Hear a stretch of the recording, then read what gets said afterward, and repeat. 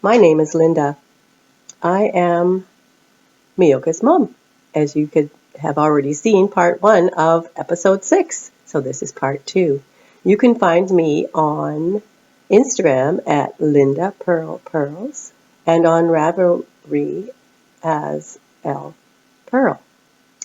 So here we go. This is new for me. I haven't done this by myself before, but because of that nasty virus, we are trying to keep our social distancing, and trying to keep that virus from spreading too much faster. Anyways, here we go. I'll do my best, see what happens. As you can see, I'm talking to you from my home, which is really hard to get all this lighting just right. Congratulations on all those people who have got this down pat and have got it all figured out. So, let's start. Here I am wearing my first FO I want to share with you. It is my Ranunculus. There we go. Look at that. This is so comfy and so lovely. I have been really enjoying it. Have not yet blocked it, but that's okay. I'm going to wear it anyways. So what I did was mostly all the same, except I extended a little bit more, and I did the twisted rib a little bit shorter, I believe. And I did some twisted rib on the sleeves here. So I'm really enjoying it. I used 2 yarns. I used vintage DK. This is all in my Ravelry. I used vintage DK and a kid's silk mohair. So it's fluffy. I have not decided whether or not I'm in love with mohair. It feels good, but sometimes my skin is quite sensitive. So we'll see what happens. The other day I wore it with a tank top underneath and found it was too warm. So today I have it without a tank top underneath, and it still feels good. A little bit tummy sticking out here and there, but we could... That's just because, right? Okay, my next FO. I have been working on slippers. My husband asked for a pair of slippers, or maybe I asked him, I can't remember. And he says, oh yes, because he's always got cold feet first thing in the morning. So I made him a pair of slippers, and we'll put that picture in here. And then, of course, my last pair of slippers was too small, so I made myself a pair of slippers. So I have been wearing them. Here they are. I've been using 3 yarns held together to make these slippers, to give them that little bit thicker fabric. And I really enjoyed getting them on my feet. It's a little bit tricky to make them because if you got all the yarns hanging out. And I just use scrap yarns. As you can see, they've changed colors, and I've done 2 at the same time, which is kind of cool. Probably see people hair or whatever on the back. Anyways, they're in use, and that's what counts. So they are, I believe, Aunt Annie's slippers. I can't remember. It's on the last podcast that we did.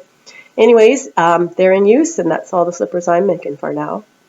Next, I have a couple of washcloths that I made from spindle yarns. And this is crochet, and I haven't done crocheting for quite a while. So I just saw this from something I found at the thrift store, and I just repeated the pattern and did my own thing on the edge.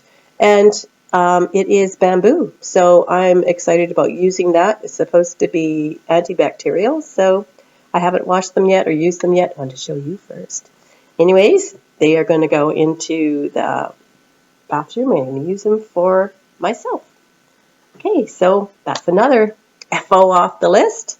And next we have a knitting bag that my mummy, Doris, my special mummy, Doris, has embroidered blocks for, and she gave them to me, and she says, I've done this for you, but you can put it together. And so I did. So here it is. And you can see it's backwards because that's how the filming goes. It says, Linda, all you knit is love. That's one side of it. And that's the other side of it. All you knit is love. We've got some, it's hard to hold it and do this, some like knitting stitches. We've got knitting needles. We've got knitting needles going through a heart and more knitting needles up here.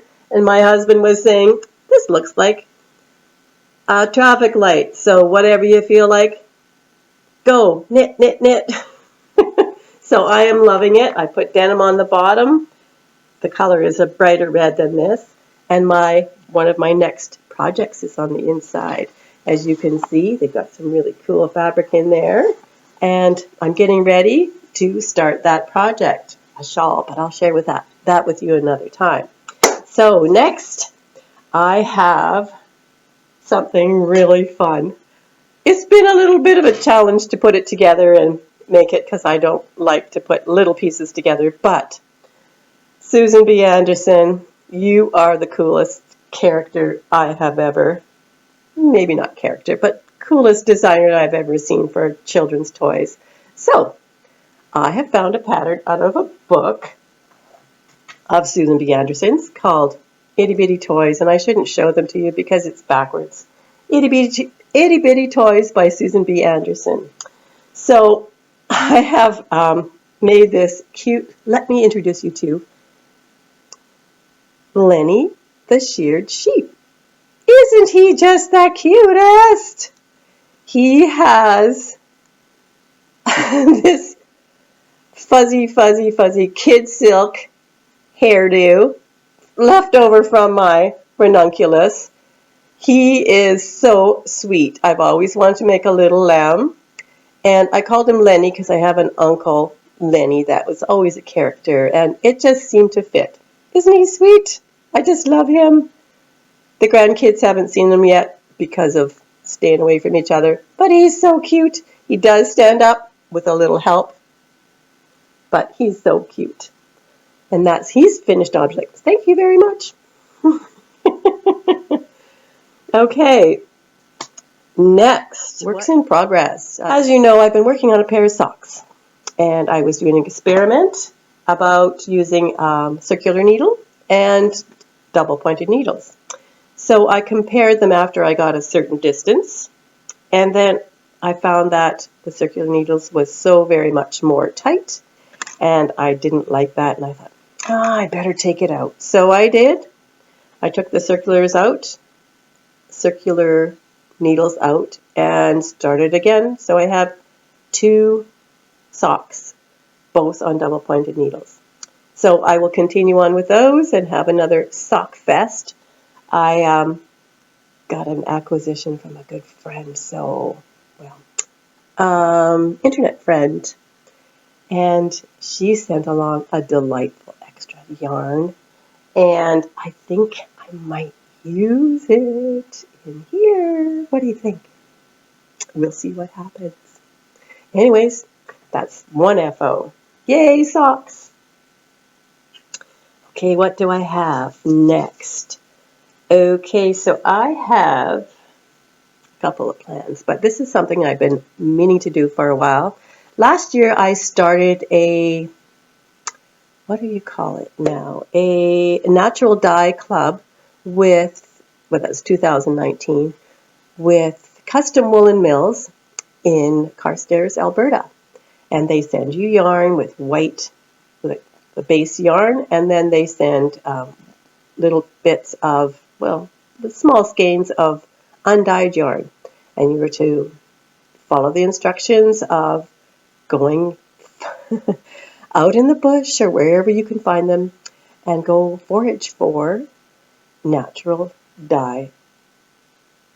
Fauna, flora, and bring that home, cook it up, and put your yarn in there. Oh, so that's what I did. So finally, I am getting to the cowl that they sent a pattern for to make. So I will show you just a quick picture of what it looks like.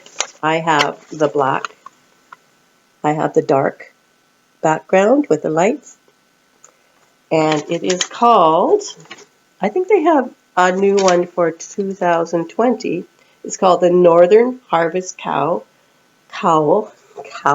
Northern Harvest Cowl by Fen Rosang, sorry for the pronunciation, and Maddie Purvis Smith, sorry for the pronunciation.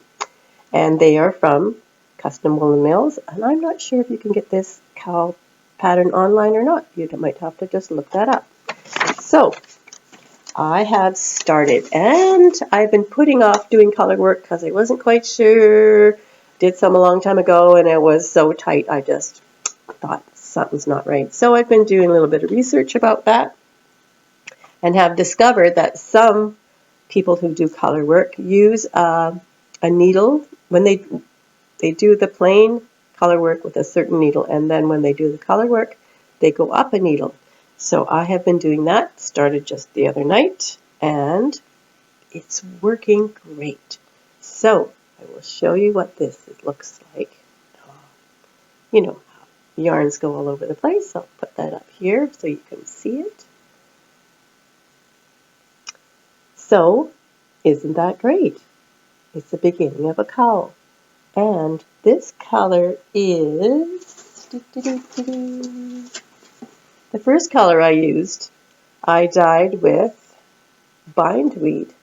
Had to do some research on that one to see what it was and go searching for it. And yeah, it was pretty cool. It was very time consuming, but if you like to go and forage in the forest for different things, right up my alley. Love it.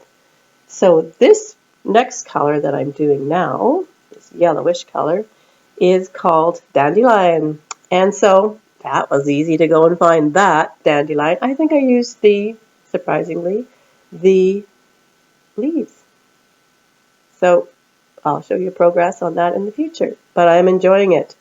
It's a rougher yarn, but I think it will soften up after I put in a little bit of soak or eucalypt to soften it up. So that's another whip I got going on. And I've got 2 more in the planning. So first of all, I am planning a suburban shawl. Sorry if I keep looking away, but it helps me concentrate. A suburban shawl by Suburban Wrap. And that's by Locatelli. And it's got several different bits of lace work and such, and I've got 3 beautiful colors, and I'll share that with you another time. And what else have I got? 2 more. Oh, and I have this wonderful natural colors from a fiber share friend in North York that I've been wanting to use, and so I've found another color that will go with it, so I just have to find a pattern. So I will be looking for that in the future. Moving right along, I have some acquisitions. As I was saying earlier, I ordered some yarn from a friend, actually a close friend of Myoka's.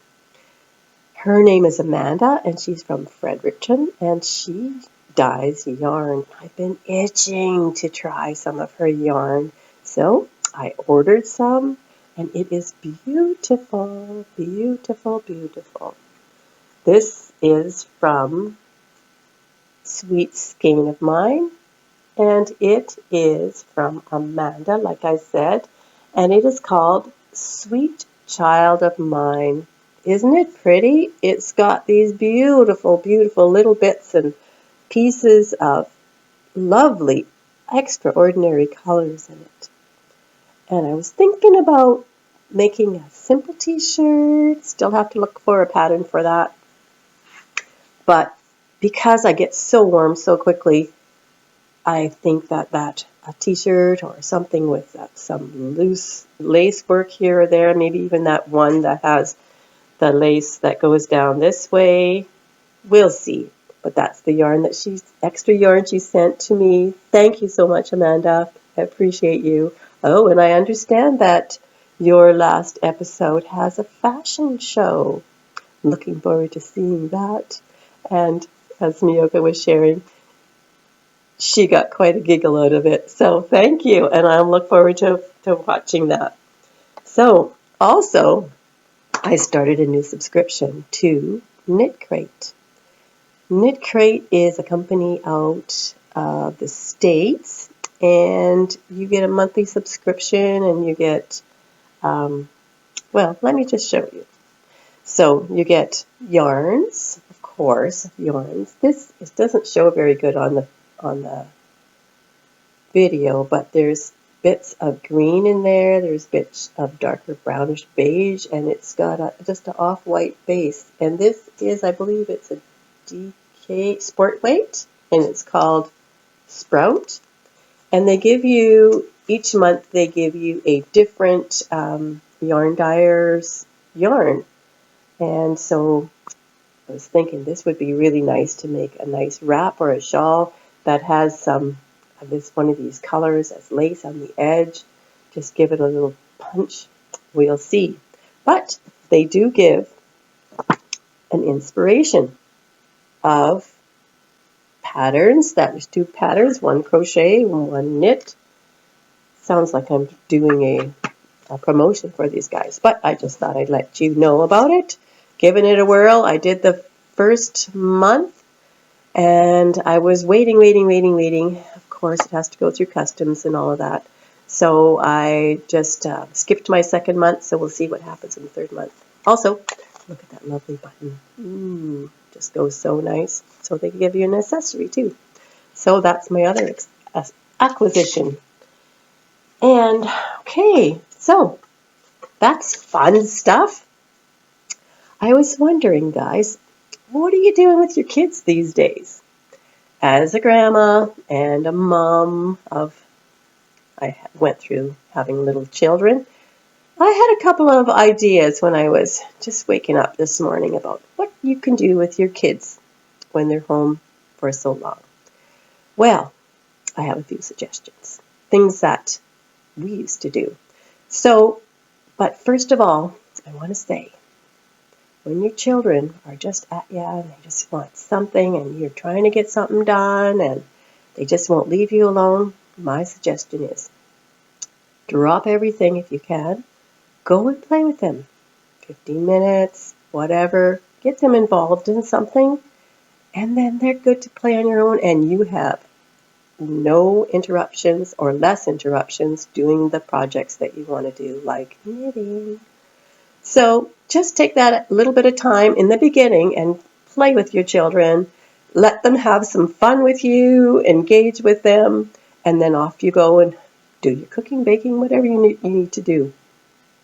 So I found that with experience that it works really good, and kids are happy and you're happy and you get things accomplished. So go for it, guys. But here's my suggestions. I don't mind my house getting to be a mess because I have a house that's lived in. Live in it, enjoy it, play in it, do whatever you need to do in it. So my house is usually in an uproar or somewhere in between. Clean is good, but let's play. So my first suggestion is let your children go into your closet, your linen closet. Make some forts with all those extra linens that you have in there, like sheets. Give them your extra chairs.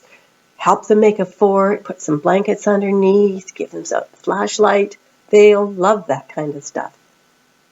Also, too, if you can go outside and have some space, there's some things that you can do outside. If there's snow, you're limited. Give them boots and pants. What are they called? Mud pants. Let them go. You can always do the laundry. Make mud patties. Give them that extra spoon. Let them go for it. They'll have fun. Wash up later. But they're happy, and that's what you really want to achieve. The other thing is make an obstacle course outside. Make an obstacle course. So you put a board up above, get them to walk on that. Get the wheelbarrow if you have one. Get them to push something along to another spot. Get them to put on a pair of old overalls that maybe they're left over from your husband, or some garment that takes a little bit of time to put on. And then, I don't know, let's see, what else could you do? Oh, put a potato on a spoon and run. And this is all to be timed. So each of the kids have timing. And you get them to do it over and over and to get their best time. And in the end, there's, I don't know, a chocolate bar, some kind of goodie that you can give them, or make popcorn, have fun. Another thing you could do is get them to draw a picture of themselves, like a good size picture of themselves. Hang it up somewhere, and then get that, you know, those, what are those little Nerf guns? Get them to shoot at it, target practice, shoot at it.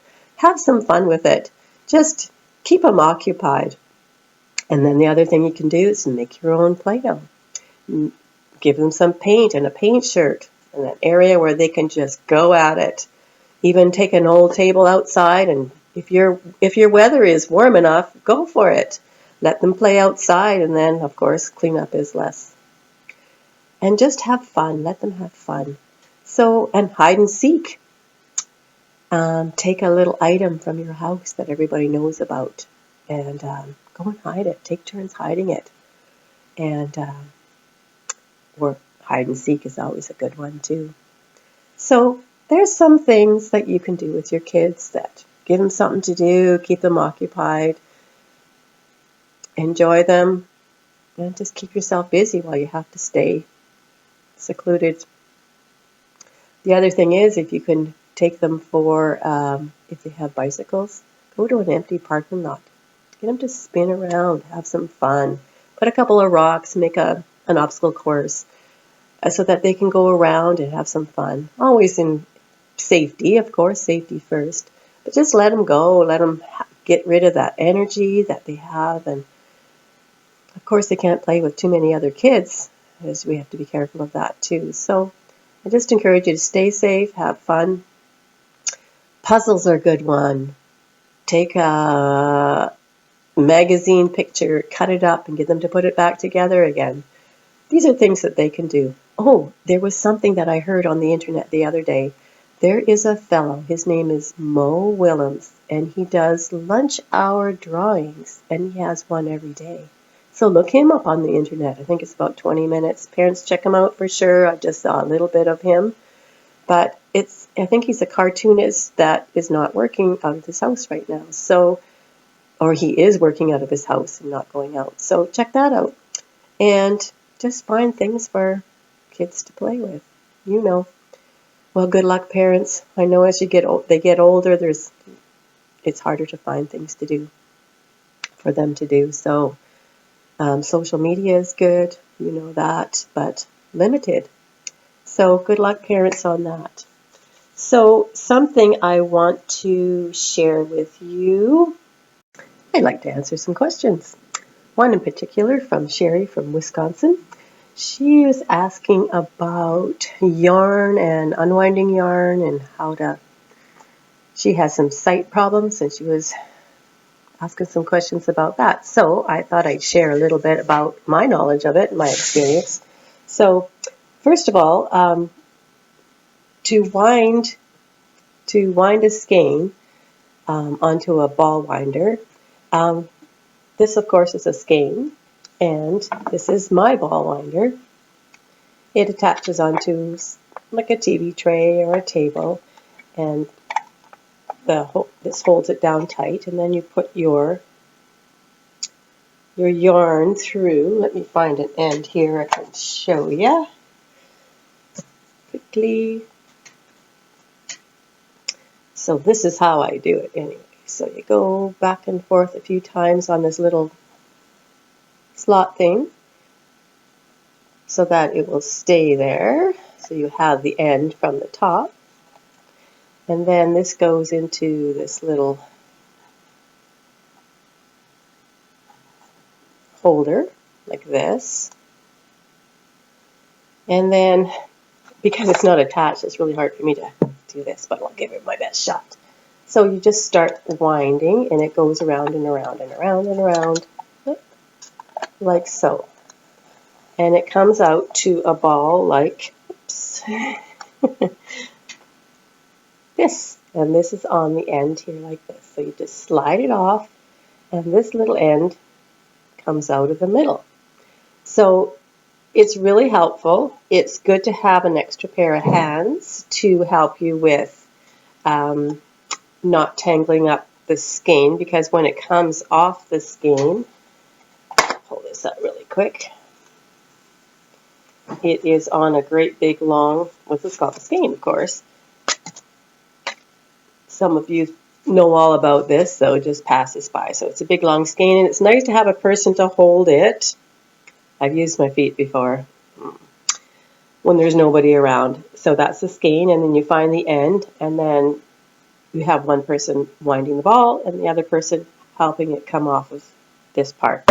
Or there is a device called Swift, and that just goes right, this goes right around the Swift. The Swift is sort of an accordion style thing that you put your yarn on, and it holds it and turns really easily.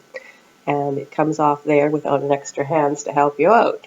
So once you have your ball wound up, and this is just a small ball, you can take it from the center, or you can take it from the outside, whichever you prefer. Me personally, it depends on the yarn, but most yarns that I use come from the center. So when it comes out, your ball is not moving all around. But if you use it the other way, or use your yarn the other way, there's such thing as a yarn bowl. Now this is a yarn bowl. It is made of pottery. It's got this deep little swirly thing in there, and there's also, no, this one doesn't have it. Sometimes they have little holes in here. Oh, there it is, right there. You can see it right there. You can't. There's a hole. Anyways, there's a hole right there. You can't hardly, there it is. You can see it very, very, very, very slightly. So there's a hole. You can put your yarn through that hole, and your ball just moves around inside the bowl without getting all tangled up elsewhere. So this is how you can do it. Pull it out of this, or out of the hole. Oh, there's two holes in here. Tells you how often I use the hole. And then your ball can just go whatever it wants to inside, and you still have it untangled, which makes it very easy. So these are, usually you can find them in yarn stores. Sometimes you can find them in craft areas, markets. It's good to have it heavy so when you pull, your yarn bowl doesn't come with. This was a gift from a really nice friend of mine who just knows how much I love yarn. And there's also ones that are made of wood, and I'm sure other things as well. Some people just put it in a bowl and just leave it on the floor so it doesn't roll away. There's lots of different things. Some people just make little fabric baskets they can put their things in. I've heard such things as a yarn cozy. So those are some of the ideas. So Sherry, that's for you. Another thing is you can go to your local yarn shop. They do ball winding. Sometimes they charge, sometimes they don't. Whoever you buy your yarn from online, you can ask them if they could wind your yarn for you. Of course, if you get your yarn in a ball already, you don't have to skein it up, or you don't have to wind it up. So that's a couple of ideas for you, Sherry. Also, you talked about lighting. Now, my mom gave me this a while ago. It's kind of funny. You can call it what you want, but it's a little tiny flashlight you can put around your neck, and you turn the lights on. And when you're knitting away, it shines on your knitting. So some people call it headlights, but and I see this one's got 3 different things. Headlights, all right. But it's a practical item, and sometimes people use it for reading in bed too, and they don't want to disturb their partner or husband, whatever. So there's another idea for you. And we talked about last time about socks. And Myoka was going to do some research about how she learned how to do socks, and some good tutorials and stuff on how to do that. Now you can find all sorts of things on the web for making socks and tutorials, etc., etc. If you're going to start a sock, just do a vanilla sock, which is short cuff, just stocking stitch. There's a few different kind of heels that you can do. There's the afterthought heel. I like to do the heel, what is it, gusset? The regular one. Anyways, sorry about that, getting all confused. This kind of one, where you have heel flap and gusset. That's it. So this is the heel flap, turning the heel. Now, when you do that for the first time, that is a really cool experience. And this is called the gusset here. And then you knit it down until you do the toe, and that's a matter of just decreasing. Funky sock, eh? Decreasing at the toe. This one, I just pulled all the stitches together, so you can see that there's, maybe not see, there's everything's together. But this was my first sock I ever made. It was my practice sock. I only made one just to see how it goes. The gauge was wrong, but I got the experience of how the construction of the sock went. So when I learned socks, how to make socks, I had a good friend give me her recipe pattern, and I sort of followed that with some smaller needles, like probably this small, which is, I think it's 2.5-ish. And another friend gave me some photocopied pattern of part of a magazine that she had, which was the Threads magazine from, I think, 1996, 99. And it was called, it's an article by Teresa Goffrey. And this is it here. And it tells all about the construction of a sock, etc. I don't think I'm giving anything away because this is a very old book. If you want to go online, Thread Magazine's first ever Thread magazine tells you the construction of the sock, how it's made, why you do what you do, and you can make your own recipe with how it fits and how it's supposed to be. And this is the lady that was on the front of the magazine, so that might be helpful to you if you're looking for that information. Old as it is. Anyways, that's how I learned how to do socks. Cast on 60, cuff for 1 inch, rib for 1 inch, straight stockinette stitches for 5, 6, 7 inches, heel flap, turn heel, do the gusset down whatever your length of your toe is or foot is, and then do your Kitchener stitch. Leave about, I think it's 2 inches before you do your decrease for your toe, and then Kitchener stitch the very end. So basic, but if you haven't done one before, I would just do a practice one. Myoka's done one on a small sock, just a children's sock. So there's got to be easy patterns out there to have for free, and just do experiment with some scrap yarn, whatever. So that's all to that. Yes, so now we have a giveaway. Myoka talked about a giveaway. We have a local yarn shop, which is about half an hour away from us. It is called The Twist of Yarn. And the lady that owns the shop, Camilla, is such a sweetheart. I was talking to her about our podcast, and Myoka and I go in there quite often to get our yarn and talk about yarn and different things that are going on. They're so very helpful, her and Kate. And so when I was telling her about the podcast and that we were going to do a giveaway and that we should talk some more, and she says, "Oh, I can give you some yarn for your giveaway." I was so excited, so thoughtful, so kind. So Camilla gave us some yarn to give away. I think Myoka might have inserted a picture already, but here we go. Look at this lovely, lovely yarn. It's got little bits of other colors in there. It's called Color Adventures, and Camilla and her family make or color this yarn, dye this yarn. Here it is. Look at that. Look at the browns in there. It's lovely. And this one is called Adventure, and it's a fingering gauge. Merino Light, Superwash Merino. And it is so nice. So look them up online. They do have an online shop. You can order sweater quantities.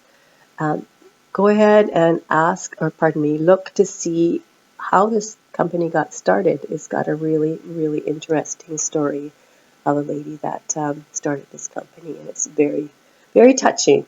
So part of this, the funds from this yarn goes to a certain charity. So not maybe charity, but a certain, well, it goes to this lady's, I don't really know the name right now, but it's for you to look up and find out. But it's a very touching, heartwarming story. So thank you, Camilla, for this lovely, lovely yarn. And it will partner up really well with our other part of our giveaway. This is a good size project bag. It's got a handle on it. Goes really well with the yarn. And also, check it out, guys. String of pearls. Yay! But not only that, you also get a notions bag. So lucky you. This is our giveaway. Could be you. So what can you do to get an opportunity to win this is like and subscribe and tell us where you're from and how you found us. So it'll give us a better idea of who our audience is. So good luck to you when you enter our contest. I believe it will go until our next podcast, but I'm not sure. Myoka has control of that. So go on and like and subscribe and tell us where you're from and how you found us.